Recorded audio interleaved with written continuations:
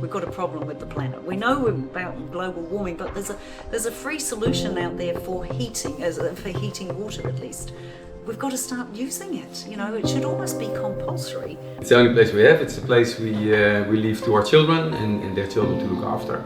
So the only way to make it livable for us is to be more sustainable. Sun shines, why not use it?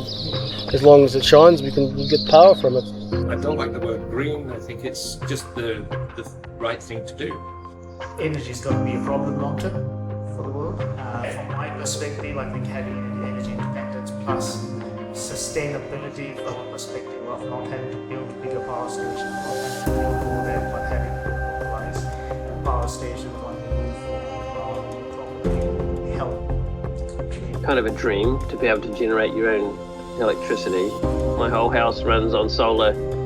I've completely decommissioned gas throughout the house. We're not burning any fossil fuels. Yeah, it's really good to be eco-friendly that way and support the environment. I would like to see every single house, every single building with solar panels on the roof. We've got to look after this planet for the next generation. Give a little something back to life on this planet, then I can die a happy person, I suppose.